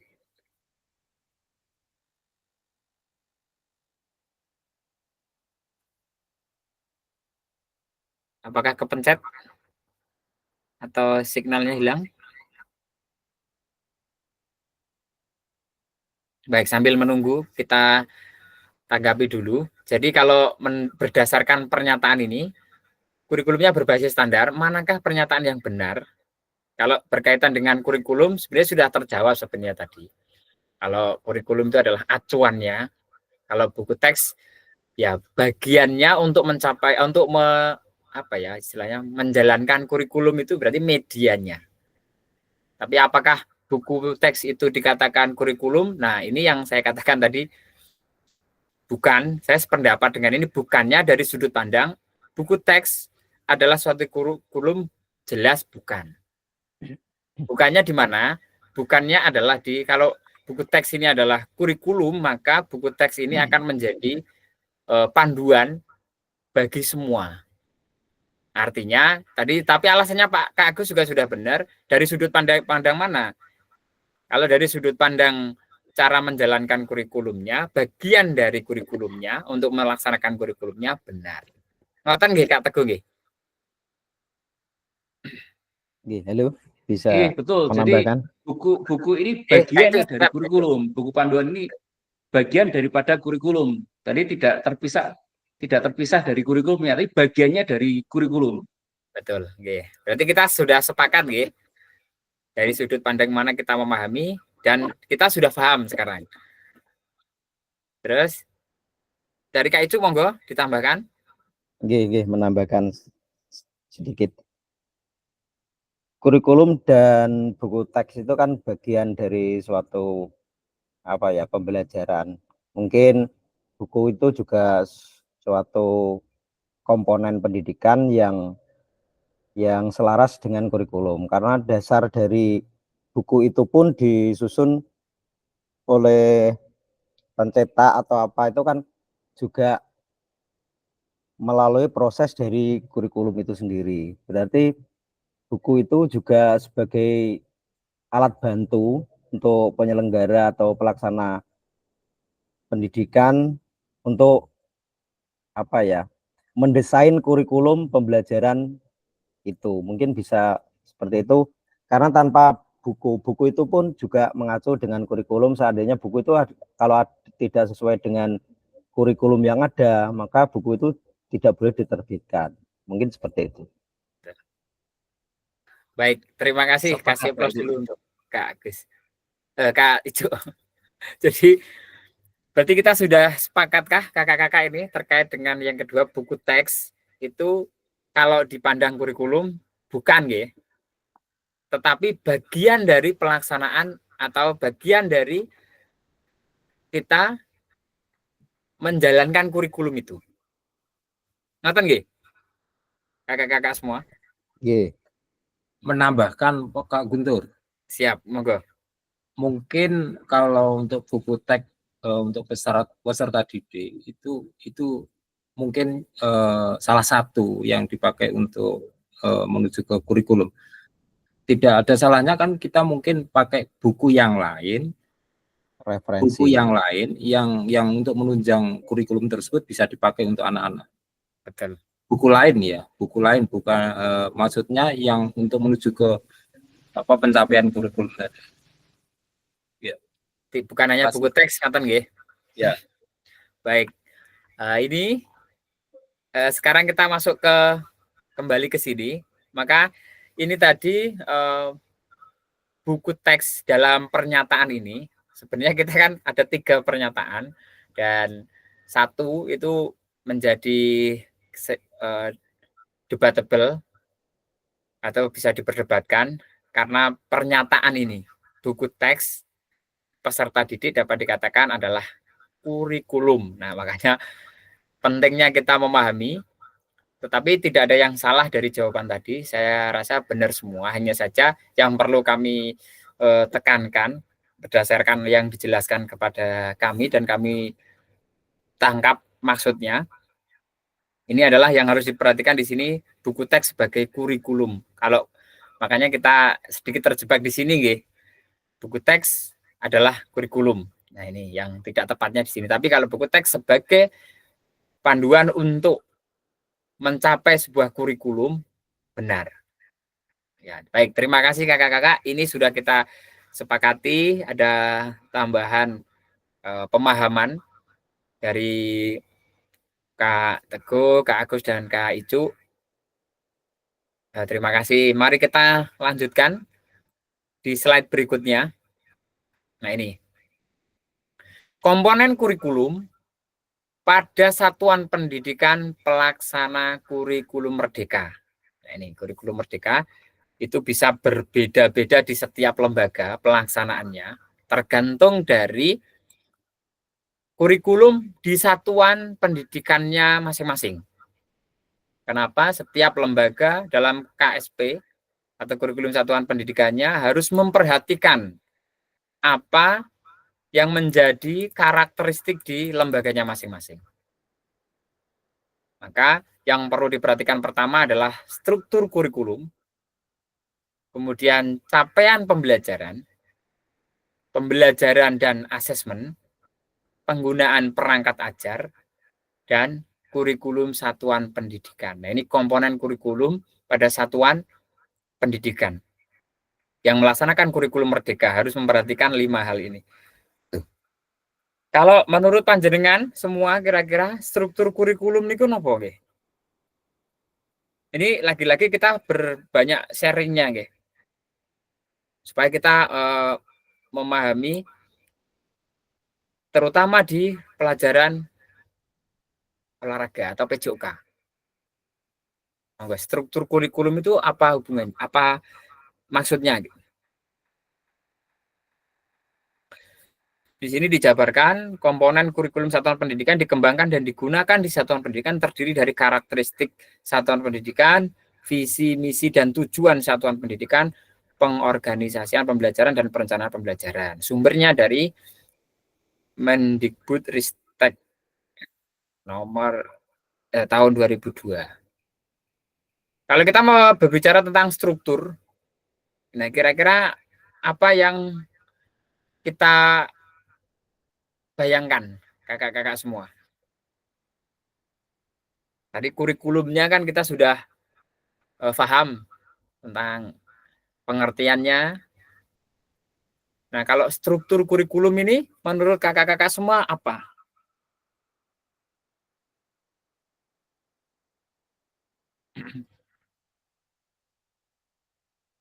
Monggo bisa ditulis di kolom chat boleh, atau raise hand lagi juga boleh.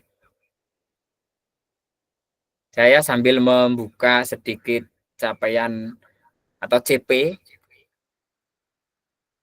dari fase-fasenya. Silakan ditulis di kolom chat atau open mic kembali, silakan. Tapi untuk merecord apa yang kita tulis itu monggo ditulis di kolom chat, tidak apa-apa. Kakak-kakak yang lain yang menyimak, saya berharapnya panjenengan tidak lost kontak nih. Maksudnya lost kontak itu tidak paham sama sekali. Eman-eman nanti. Di sini ada kakak-kakak senior kita yang siap berbagi. Itu ilmu baru bagi kita. Monggo.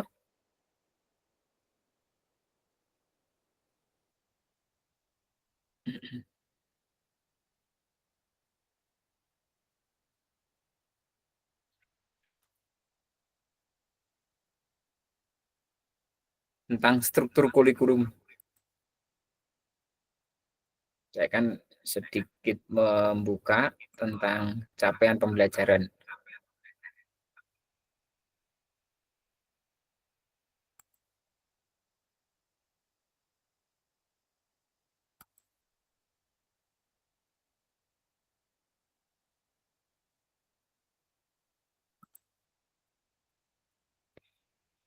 Saya nanti juga akan meng-share panduan pembelajaran dan asesmen yang sudah direvisi. Mungkin ada yang sudah punya, mungkin ada yang belum.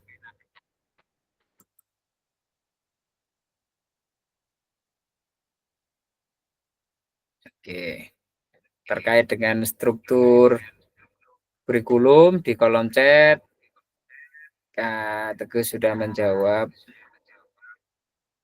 Aplikasi konsep pengorganisasian konten dalam sistem belajar dan pengorganisasian beban belajar dalam sistem pembelajaran. Baik, jadi beban belajar nih, dalam sistem pembelajaran. Monggo yang lain bisa menuliskan di kolom chat.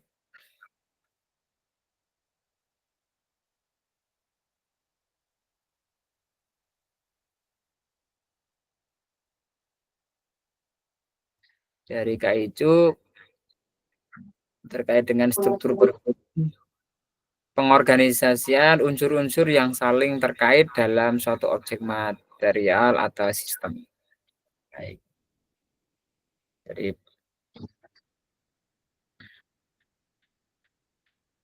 intinya kata kuncinya dari dua jawaban adalah pengorganisasian. Adakah yang lain? Monggo silakan dijawab sambil kita tunggu. Saya akan nge-share di grup ya kakak-kakak terkait dengan CP dan juga panduan pembelajaran dan asesmen terbaru. Ini kemarin waktu penyamaan fasil disampaikan, per fasenya sudah ada. Mungkin yang sudah punya enggak apa-apa, yang belum bisa dipelajari. Saya share di grup ya. Nah, monggo. Mulai dari PAUD sampai dengan SMA, SMK. Dari di kolom chatnya dari Kak Agus, struktur kurikulum merupakan penjabaran dari suatu konsep yang disajikan dalam pembelajaran yang memiliki kurun waktu tertentu. Oke. Kemudian dari Kak Nita, kerangka kerja yang mengatur dan mengorganisasi pengalaman belajar di dalam suatu sistem pendidikan meliputi tujuan, pembelajaran, materi, kegiatan, dan evaluasi. Ini kurikulum deh. Yang ditulis Kak Nita ini pengertian kurikulum. Baik, dari 3 jawaban itu sudah mengerucut kepada struktur kurikulum. Jadi kalau kita membahas struktur kurikulum, kakak-kakak semua, 3 jawaban ini sebenarnya sudah mewakili. Jadi kaitannya dengan pengorganisasian atau penjabaran beban ajarnya dalam kurun waktu yang sudah ditentukan. Nah, sehingga struktur kurikulum itu sebenarnya poin utamanya apa? Yaitu setiap kita membuat modul ajar atau RPP, kalau dalam kurikulum 13, itu nanti akan dalam pertemuan, satu kali pertemuan itu ada berapa bebannya? Atau biasanya kita menggunakan istilah apa itu?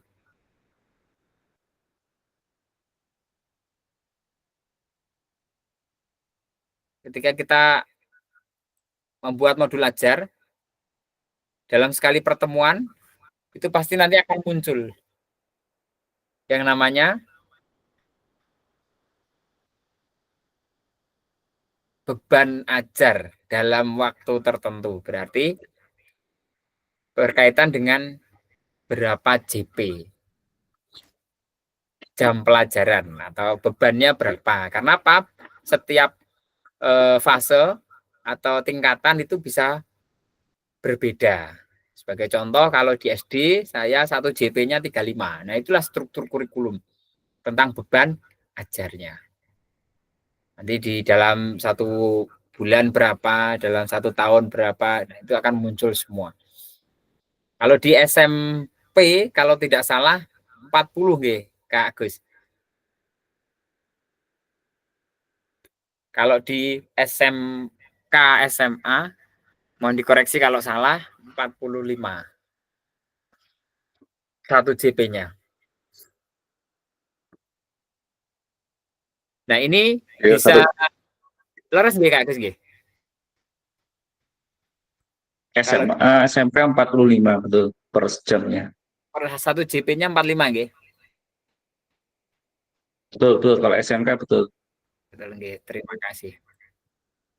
Ini kemarin juga saya membaca sambil membandingkan yang di pembelajaran dan asesmen yang revisi terbaru. Sambil saya bacakan yang di chat dari Kak Suwartono, skema dan struktur mata pelajaran yang harus diikuti oleh siswa sebagai penggunaan gagasan tentang mengorganisasikan konten belajar dalam sistem pembelajaran. Baik, terima kasih. Jadi mengorganisasikan disesuaikan dengan beban ajarnya. Nah, yang selanjutnya di slide berikutnya apa yang perlu kita bahas? Nah, mengapa kurikulum operasional berbeda antar satuan pendidikan? Yang ini kakak-kakak, capaian pembelajaran ini sudah saya share. Nanti panjenengan bisa pelajari kalau belum pernah dapat share-sharean mungkin dari kepala sekolahnya per fasenya masing-masing mawon. Jadi di SD fase A, B, C, kemudian di SMP D dan E kalau tidak salah, yang di SMK, SMA mungkin fase F sudah ada semua. Saya hanya membaca yang SD karena ada 3 fase. Saya hanya sekilas melihat yang fase sekolah menengah dan atas. Kemudian pembelajaran dan asesmen juga sudah saya sharekan, itu menurut saya penting sekali. Saya mendapatkan banyak hal dari yang revisian ini. Monggo nanti dicek, ada di grup kita, panduan pembelajaran dan asesmen. Kemudian penggunaan perangkat ajar. Nah, perangkat ajar nanti fokusnya kita ke model backward design. Backward design tadi meliputi apa? Yang pertama tadi tentang tujuannya dulu. Jadi ketika kita membuat perangkat pembelajaran, berbeda dengan yang kurikulum 2013, tujuannya mungkin di tengah-tengah atau bahkan di hampir di akhir. Tapi kalau di backward design ini tujuan itu berada di awal yang diturunkan dari CP-nya. CP-nya per fase itu apa? Tujuannya nanti akan melihat kata kerjanya yang digunakan. Nah, nanti tinggal menyesuaikan. Nanti lebih jelasnya kita akan belajar bersama terkait dengan perangkat ajar atau modul ajar. Yang selanjutnya, mengapa kurikulum operasional berbeda antar satuan pendidikan? Nah, tadi sudah saya sampaikan karena disesuaikan dengan karakteristiknya. Jadi, agar bermakna, kurikulum operasional satuan pendidikan dikembangkan sesuai dengan kebutuhan peserta didik dan satuan pendidikannya. Ini bisa menjadi kabar gembira. Kakak-kakak dapat menyusun program yang relevan dengan kultur gerak di mana peserta didik tinggal. Nah, ini yang tadi di awal saya katakan, kurikulum merdeka ini sebenarnya kalau kita paham itu enak sebenarnya. Kita sudah diberikan panduannya di kurikulum itu, CP-nya dijelaskan, per elemennya sudah ada. Kita tinggal menyesuaikan dengan kebutuhan peserta didik tersebut atau kultur di lingkungan tempat tinggalnya itu apa. Misal saya ini kebetulan paham dengan SD Medyunan. Saya alumni SD Medyunan. Misalnya Kak Piton mau melaksanakan basket di SD Medyunan. Saya yakin pasti tidak ada lapangannya. Nah, itu bisa kita sesuaikan kultur geraknya di sana. Mungkin basket itu apa masih asing anaknya. Yang paling bagus di sana ya mungkin atletik misalnya, karena lintasannya panjang. Kemudian sepak bola mungkin karena ada lapangannya walaupun agak jauh. Atau tenis meja kalau punya, karena halamannya habis. Sebagai contohnya. Jadi artinya kurikulum merdeka ini lebih luas ya, lebih fleksibel. Tergantung dari karakteristik di lembaga masing-masing. Baik, kita lanjutkan. Mari berbagi cerita pada saat kakak-kakak menyusun kurikulum PJOK. Bagaimana kakak-kakak selama ini merancang program PJOK sebagai bagian dari pengembangan kurikulum mata pelajaran PJOK? Nah, ini. Bagaimana kakak-kakak? Adakah yang bersedia bercerita, berbagi pengalaman? Selama ini kaitannya dengan modul ini, bagaimana kakak-kakak merancang program PJOK? Apakah sudah terbiasa menggunakan modul ajar atau RPP? Monggo, satu saja enggak apa-apa. Berbagi pengalaman. Pak Guntur, Siap. berbagi lagi. Siap. Jadi kurikulum merdeka ini kalau bagi saya suatu hal yang kontradiksi atau kontradiktif mungkin ya. Tapi kalau dalam PJOK, kurikulumnya apapun saya pikir sebenarnya punya tujuan yang sama. Penanaman nilai-nilai karakternya sebenarnya tujuannya sama. Yang jadi beda itu kadang pemahaman sebagian besar Bapak Ibu guru, yang mana kadang dalam kurikulum merdeka yang sering saya tangkap adalah Bapak Ibu guru itu sering meninggalkan jam mengajar. Di guru merdeka ini. Jujur, ya kita harus jujur dengan itu, karena apa? Banyak kegiatan-kegiatan, banyak yang harus diikuti. Sementara tugas kita sebagai guru kadang terlupakan. Terus apalagi belum nanti di guru merdeka ini istilahnya kita memberikan ruang yang tujuannya kepada anak didik, memberi kesempatan yang besar pada anak didik. Tapi dengan tujuan yang besar kepada anak didik ini, kita lupa ada hal-hal, nilai-nilai yang sebenarnya di kurikulum merdeka itu ada. Karakter-karakter yang tujuannya di P5-nya itu ada semua. Tapi ini tidak jadi patokan. Makanya etika, attitude sikap anak seperti yang terjadi di sekitar kita sekarang, di mana guru itu selalu jadi korbannya. Betul. Bukan guru jadi korbannya karena ya bukan salah guru juga, bukan salah anak juga. Kalau bagi saya pribadi, ini adalah suatu kontradiktif dengan tujuan yang baik, tapi pelaksanaannya kurang baik. Betul. Kalau bagi saya. Jadi kalau saya ngajar, kalau kita membuat kurikulum di PJOK, di kurikulum merdeka saat ini, sebenarnya yang lebih enak kalau kita di daerah kita bola voli, sepak bola, materi ngajarnya 1 semester tentang itu ya selesai sebenarnya. Oke. Tapi kan kita juga harus berpikir di PJOK ini ada pengalaman-pengalaman gerak yang harus anak dapatkan. Makanya kita di PJOK kita belajar modifikasi alat atau permainan-permainan yang mungkin tidak ada yang mungkin anak tahu, minimal ngerti dan mencoba dipraktekkan meskipun dengan semua keterbatasan. Saya yakin PJOK di semua tempat sama, banyak keterbatasan, apalagi di desa. Di kota aman. Di kota aman, kita mau belajar milih yang lalu sebentar jadi. Tapi kayak yang teman-teman kita yang di daerah, di desa, dengan fasilitas yang berbeda, tapi dituntut untuk jadi sama, itu suatu hal yang tidak tepat lah. Nggak nyambung. Jadi kalau kurikulum merdeka, ya kalau kurikulum merdeka ini, kalau orang tuanya di rumah mau bekerja sama dengan kita dengan baik, itu saya rasa akan berjalan dengan baik. Saya lebih senang anak saya sekolah di swasta karena apa? Di sekolah swasta yang sekarang ini yang saya dapat dibandingkan sekolah negeri, perhatian Bapak Ibu gurunya lebih baik, jam belajarnya penekanannya lebih baik. Jadi ada tahapan-tahapan yang benar-benar dilalui anak, ada target, ada sasaran yang memang diselesaikan dengan kurikulum merdeka tersebut. Jadi kalau di sekolah-sekolah yang baik dan penekanan dari yayasan yang mungkin agak lebih tegas sama Bapak Ibu guru, ya jalan. Tapi kalau di sekolah negeri, nyun sewu, kita juga kadang disalahkan, ya harus merasa salah juga. Karena tidak semua dari kita itu ngajarnya juga baik. Kurikulum merdeka mengajarkan baik, tapi dalam proses belajarnya ini banyak hal yang ternyata ditinggalkan. Nyun sewu, ini teman-teman kebetulan banyak satu alma mater dengan saya, dan saya itu paling tidak senang kalau alma mater saya itu dikatakan tidak baik.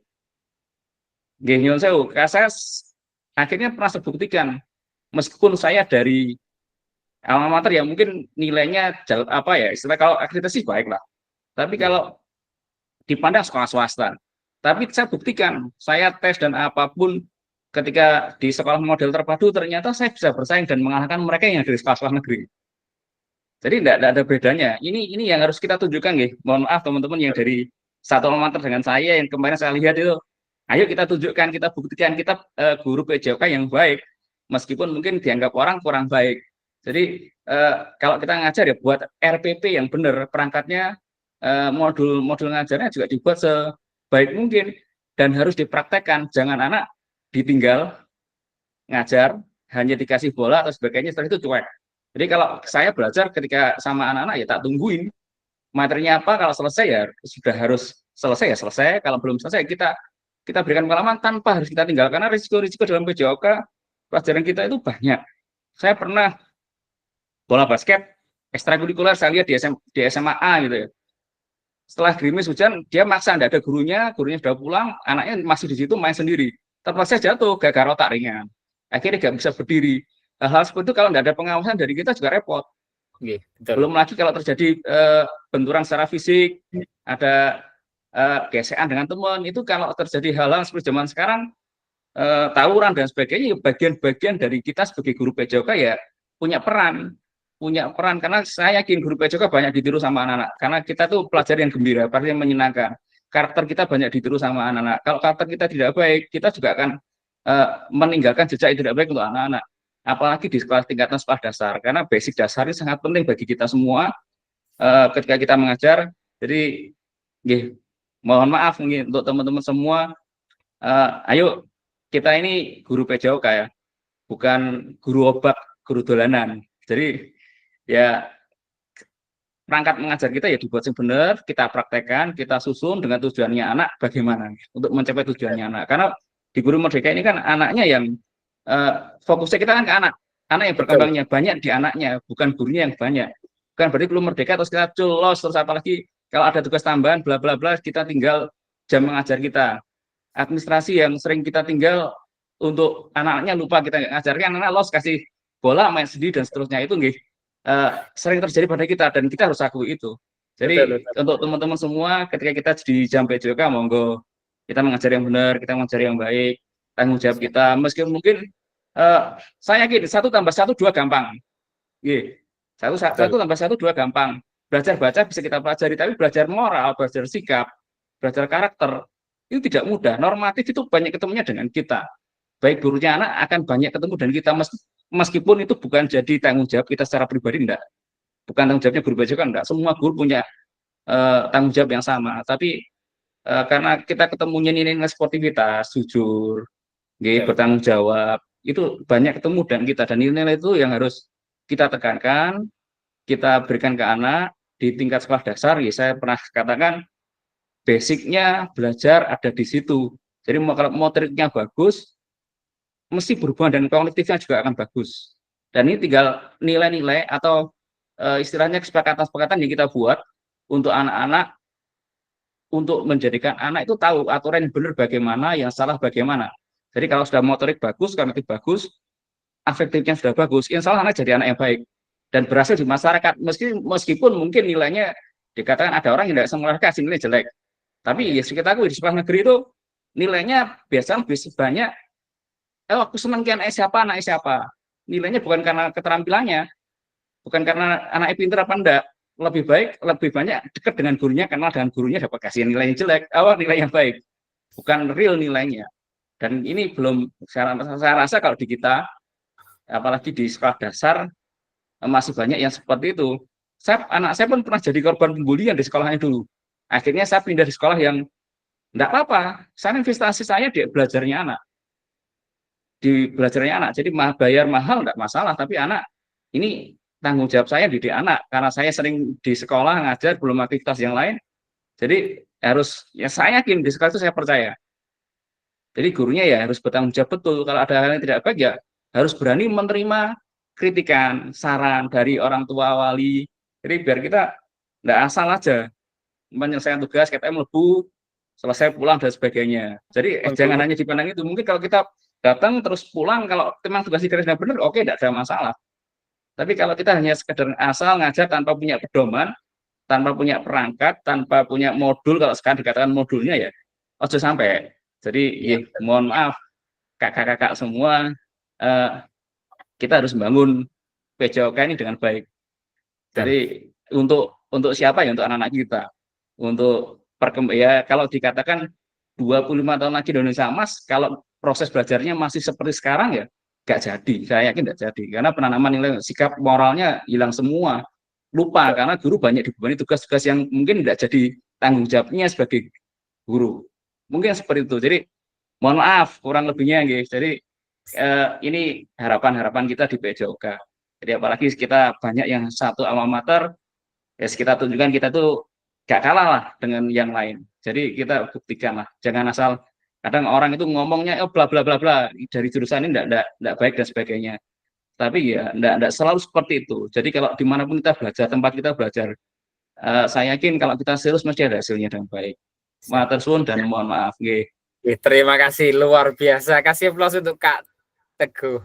Nah, ini saya sangat setuju dengan apa yang disampaikan Kak Teguh. Itu saya alami juga, karena yaitu tadi kita sebagai guru PJOK setidaknya jadi panutan bagi anak-anak. Ketika branding kita berhasil, anak-anak akan meniru kita hal-hal yang bagus. Ketika kita kurang bagus, maka anak-anak pun akan meniru kita. Nah, itu saya alami juga di lembaga kami, karena memang ya banyak karakter, saya hanya mengambil mana yang bagus. Silakan Kak Icu, mau ditambahkan. Terima kasih Pak Teguh sudah memberikan banyak pengalaman bagi kami. Memang benar Pak Teguh. Dulu itu kami belum mengenal apa itu Kumer, masih kurikulum yang lama. Itu memang kita itu kalau sudah di lapangan ya di lapangan kita mainkan seperti pembelajarannya apa hari ini ya kita laksanakan hari ini seperti itu. Kita kasih bola, kasih apa, kita hanya nunggu dulu, memang seperti itu. Tapi dengan adanya kebijakan implementasi kurikulum yang berbasis pembelajaran berdiferensiasi ini, mungkin banyak perubahan yang perlu kita lakukan, karena kita ada tenaga pendidik yang fokus pembelajaran yang tadinya berpusat pada guru, sekarang harus berpusat pada siswa. Mungkin kita harus istilahnya esensi pendidikan sesungguhnya harus mencerdaskan siswa agar mampu berpikir dengan nalar yang kritis. Mungkin kita harus bisa memecahkan masalah atau secara kreatif, modifikatif, inovatif. Dengan demikian pendidikan mungkin berfokus pada pembelajaran yang dibutuhkan anak itu dapat kita laksanakan. Mungkin dengan adanya kurikulum merdeka ini bukan maksudnya merdeka kita bebas gitu, tidak. Mungkin karena dengan adanya iya, karena kebanyakan nih kurikulum merdeka berarti pembelajaran sudah merdeka, wes tergantung kita. Mungkin ada yang persepsinya mungkin seperti itu. Tapi setelah kami lihat di kurikulum merdeka itu ada CP, ada TP, itu memang pembelajaran kita semuanya harus berfokus pada siswa. Mungkin seperti itu. Menambah sedikit itu. Baik, terima kasih Kak Icu, luar biasa terkait dengan pembahasan kurikulum PJOK ini. Seandainya semua guru PJOK seperti itu, saya yakin Indonesia Emas mungkin akan terrealisasi. Kalau tidak, kita akan mengunduh yang namanya Indonesia Cemas. Kenapa anak-anak SMP sekarang sudah pada ikut gangster? Itu kan bahaya sekali, luar biasa dampaknya. Turunnya moral anak-anak Indonesia sekarang di usia yang seperti itu. Saya kadang-kadang miris juga gitu. Apalagi yang di kota itu sekarang udah rawan. Seperti yang kejadian di mana itu Ngumpan Dalem atau mana Bertelaseh itu, anak pulang pakai baju hitam, dibacoi loh kayak gitu tuh, Masya Allah, saya itu kadang-kadang sampai apa sih yang ada di pikiran anak-anak ini, moralnya kok seperti itu merosotnya gitu. Sehingga mau tidak mau, jika kita mau berbenah merubah diri, sudut pandang kita bahwa kita adalah guru, kita adalah pendidik, kita adalah panutan bagi anak-anak, maka sudut pandang kita harus bisa ngemong anak didik kita, menjadi rekan bagi anak didik kita, menjadi orang tua bagi anak didik kita, dan juga mampu menjadi teladan bagi mereka. Yang jelas apa yang disampaikan Kak Teguh, Kak Icu tadi, dan yang lain, itu bagian dari cara kita berpikir untuk berubah menjadi lebih baik. Saya pun juga masih belajar. Dengan hal kegiatan seperti ini, saya banyak hal. Ternyata saya juga mengalami hal sama dengan yang dialami oleh Kak Teguh, yang dialami oleh Kak Icu, yang dialami oleh kakak-kakak yang lain ini. Sehingga mau tidak mau, saya juga harus melakukan hal yang terbaik bagi peserta didik saya. Sehingga apa yang saya sampaikan, yang saya ajarkan bisa menjadi pembelajaran yang bermakna bagi mereka. Kalau memang bagus silakan dikenang, kalaupun kurang bagus anak-anak akan selalu ingat dengan apa yang saya sampaikan. Kemudian yang kedua, terima kasih aktifnya kakak-kakak tentang berbagi pengalaman. Saya berharap yang lainnya walaupun menyimak tetap bisa memahami dan juga syukur-syukur mau open mic. Sehingga hidup semua suasananya kelas kita. Saya melihat di kelas Bojonegoro, diseminasi gelombang 2, kalau nggak salah gelombang 1 juga kayaknya. Kelas yang paling banyak itu kelas kita, kelas 9. Nah, saya berharapnya sampai selesai utuh, sudah dapat bocoran di gelombang 1, fee-nya berapa, mungkin sudah ada yang dengar. Tadi ada yang ngomong-ngomong. Nah, tidak apa-apa, itu jadi penyemangat kita. Yang kedua, ini tinggal beberapa slide. Apa saja yang selama ini Bapak Ibu anggap menjadi sesuatu yang bernilai untuk dipelajari murid di kelas PJOK? Tadi sudah disampaikan ya, oleh Kak Teguh dan juga Kak Icu tadi terkait akhlak. Tujuan penting, CP, CTP-nya juga penting. Namun yang tidak kalah penting kaitannya dengan merdeka adalah anak-anak akhlaknya harus tertata dan tidak boleh merosot. Saya sangat setuju.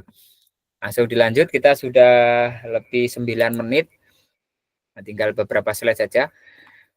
Bagaimana kakak-kakak akan mengintegrasikan itu semua ke dalam proses pengembangan kurikulum mata pelajaran PJOK yang sekarang berlaku? Jadi perlu dibahas kembali atau tadi sudah terjawab di jawabannya Kak Teguh tadi atau Kak Icu tadi? Sudah terjawab nggih ini nggih? Sudah diintegrasikan tujuannya? Atau mungkin ada yang mau menjawab ini di yang ketiga? Atau dilanjut? Lanjut mawon nggih? Monggo lanjut. Oke, siap. Kemudian yang berikutnya,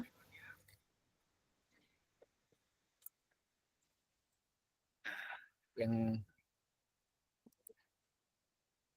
faktor yang mempengaruhi pengembangan program PJOK.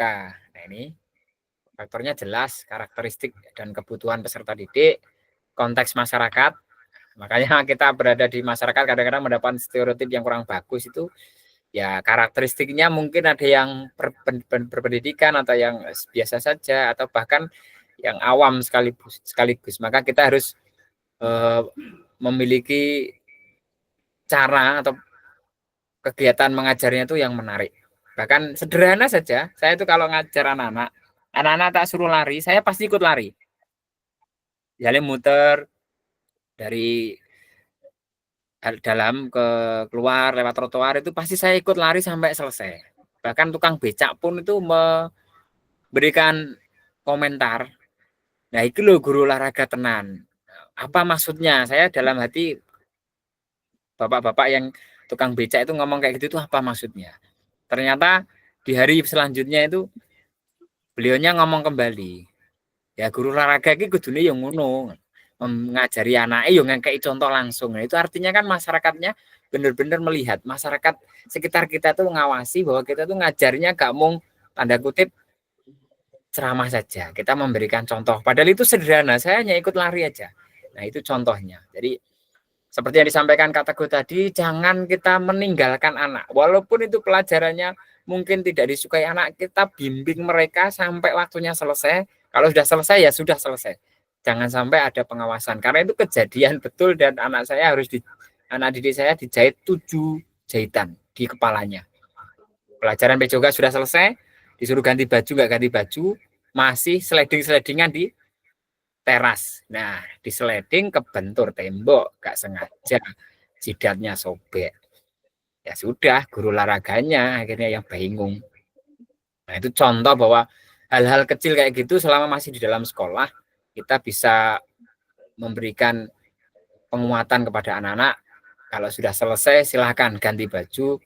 Pokoknya yang penting jangan ditinggalkan, seperti yang disampaikan Kak Teguh tadi. Dan saya yakin kakak-kakak semua harus mampu berubah terkait dengan cara mengajarnya. Branding diri kita untuk menjadi guru yang profesional, bonding kita agar anak-anak kita menjadi menghargai kita bisa menjadi temannya bagi mereka, sehingga mereka bisa mencurahkan apa yang diinginkan. Benar-benar berpihak kepada anak didik kita. Yang berikutnya tadi waktu, jelas. Yang keempat, alokasi jam pelajaran, jadi struktur kurikulum, cakupan dan tahapannya, kemudian teknologi. Nah, faktor-faktor ini yang bisa menunjang pengembangan program PJOK. Apalagi sekarang sudah zamannya teknologi, pelan-pelan kita dihadapkan pada teknologi. Bisa tidak bisa kita harus bisa menggunakan teknologi. Terlebih anak didik kita sekarang hampir semuanya tidak ada yang tidak bisa menggunakan teknologi yang digunakan dalam kehidupan sehari-hari. Selanjutnya, karakteristik utama kurikulum merdeka dan artikulasi Ki Hajar Dewantara dalam pendidikan nasional. Nah, menurut Bapak Ibu, kata kunci apa yang berulang kali kita bahas dalam pengembangan kurikulum PJOK? Yang dari awal tadi kita bahas, apa kira-kira?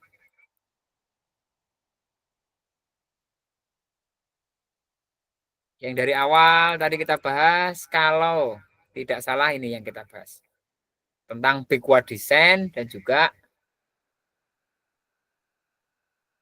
kurikulum. Apa yang telah kita bahas merupakan karakteristik kurikulum merdeka, yakni fokus pada materi esensial, muatan yang paling diperlukan untuk mengembangkan kompetensi dan karakter peserta didik. Nah, esensinya, pengembangan kompetensi dan karakter, nah, ini yang tadi sudah berkali-kali kita bahas, dan fleksibilitas pembelajaran. Selanjutnya, mari kita diskusikan pemikiran Ki Hajar Dewantara terkait dengan hubungannya dengan kurikulum merdeka. Nah ini.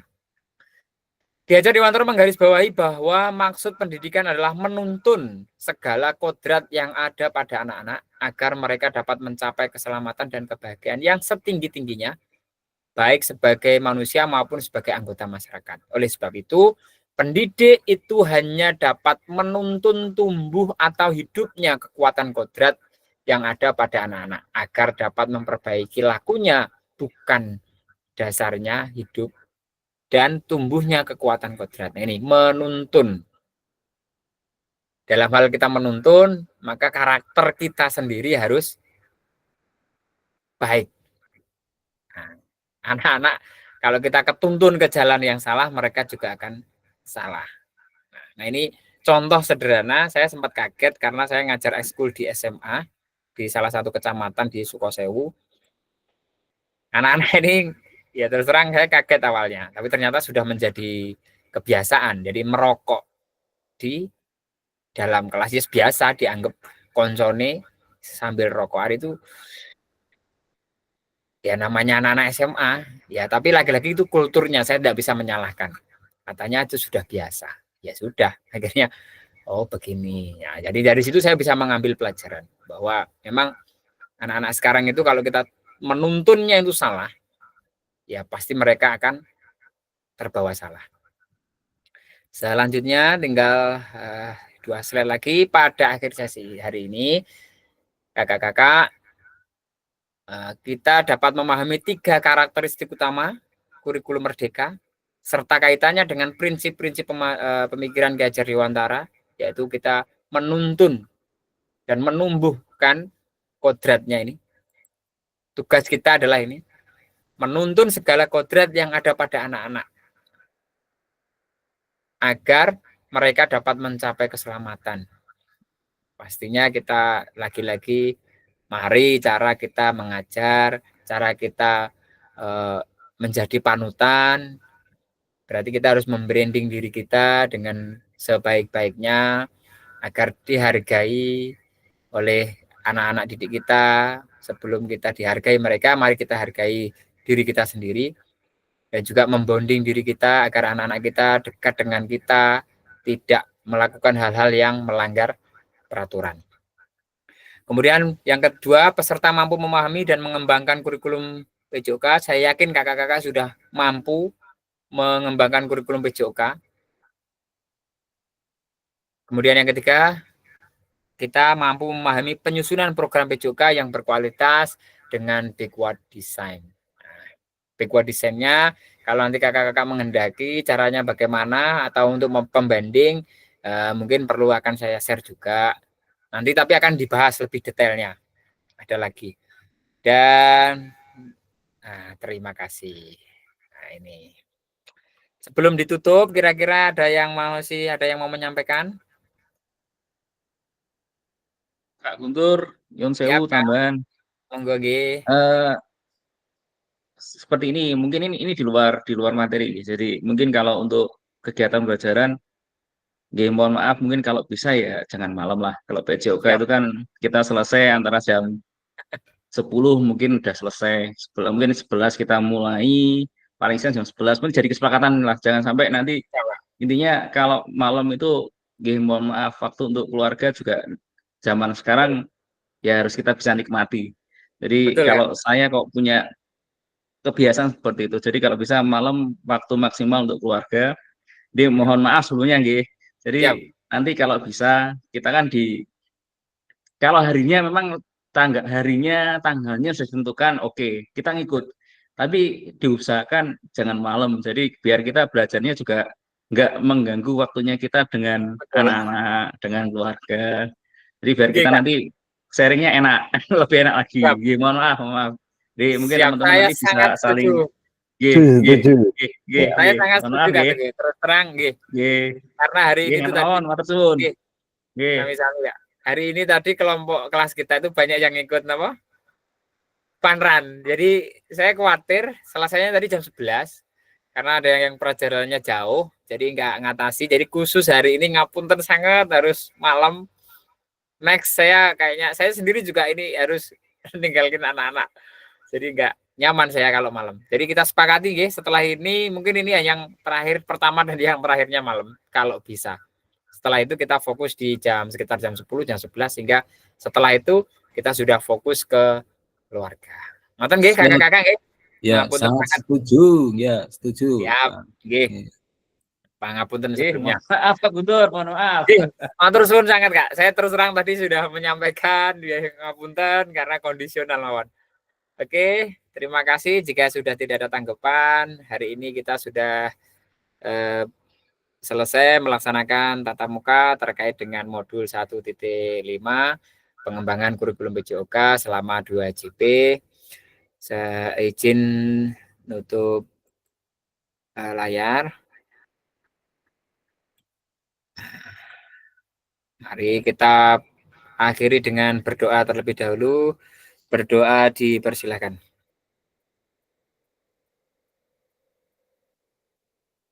Berdoa selesai.